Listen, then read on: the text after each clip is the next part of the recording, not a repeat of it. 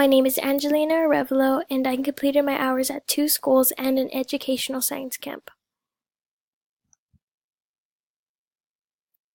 The first school I did some hours at is Brown and Grove State Preschool in McFarland, California.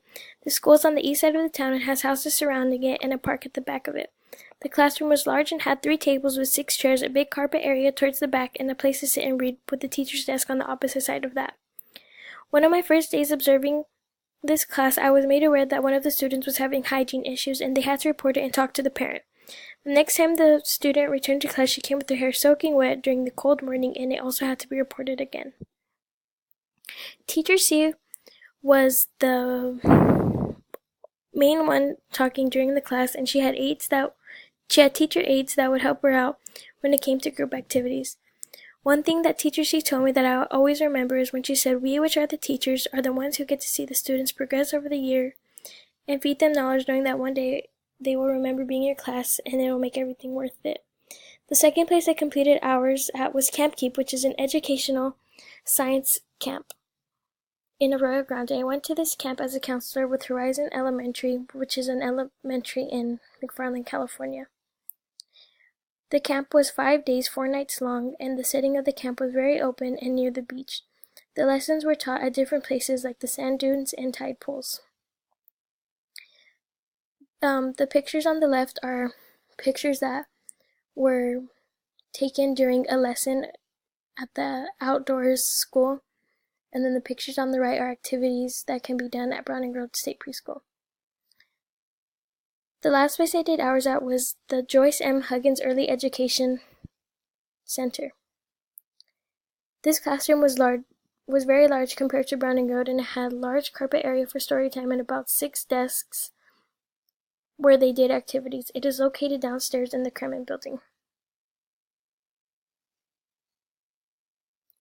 Narrative. Teachers are not only teachers, they can also be a parent figure to some students while they are at school. Parents trust their student with the teacher for multiple hours of the day and expect the teacher to teach their kids. This is where teachers who teach for a passion outshine those who are doing it for other reasons. Teaching is different when you have a passion for it, and it shows because these are the teachers who want the most for their students and want them to succeed. Analysis and conclusion. When you are a teacher, you are fully responsible for your students while they are at school. And not only do you have to teach them, you have to make sure they are safe at school and at home. If one or the other is off, you have to make sure you report it and write it down to make a record of it. A teacher's job is not only teaching standards, it is also being like another parent because you are trusted with a child for so many hours a day. Continued.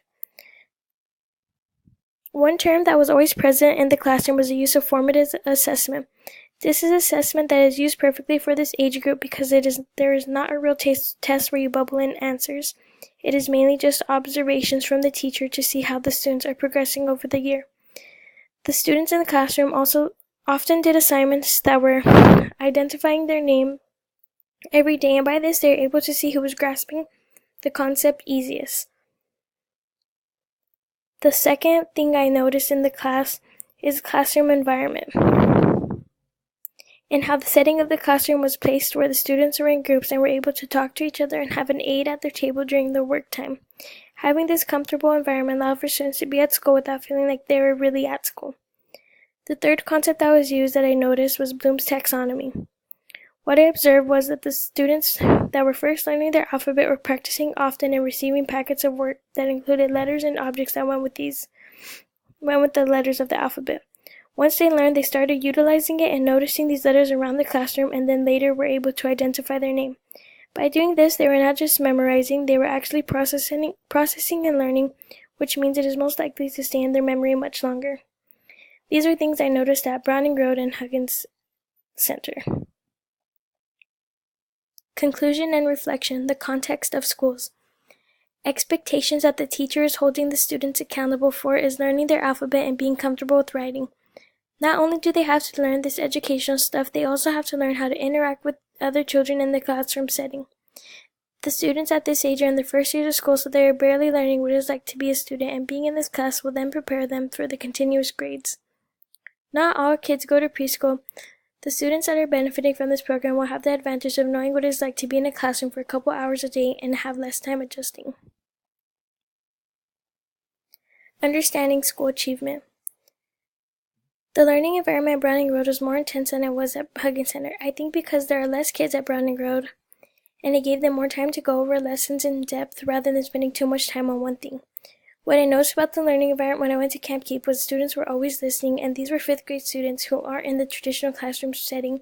I expected them to be more out of control, but they listened better than if they were in their normal class. All the children were being given the same opportunities. I could tell because I never saw one student getting more attention than the other. This occurred at all 3 places. Huggins Center was a bit different because there was one student with Down syndrome, so there was always a teacher aide at his side, but it was mainly because they were looking out for his safety and not because he was getting better treatment. Multicultural education. At the 3 schools I observed, the one that was most diverse was the Huggins Center, and I think it is because it is in Fresno, California, which is way bigger than McFarland. I think resources do affect the multicultural society because at the Huggins Center, the classroom was bigger and they had more of everything. More tables, books, and supplies. While at Browning Road, the classroom is half the size and the stuff is very worn out. Conclusion and reflection. What I learned that being a teacher is more than teaching students curriculum. It is being there for them and caring for them while they are away from home. The surprises were that I never thought I was interested in science until I went to Camp Keep. I learned that when a classroom is very diverse, you have to keep your mind open and know that not everyone is going to learn the same way because we're all from different cultures.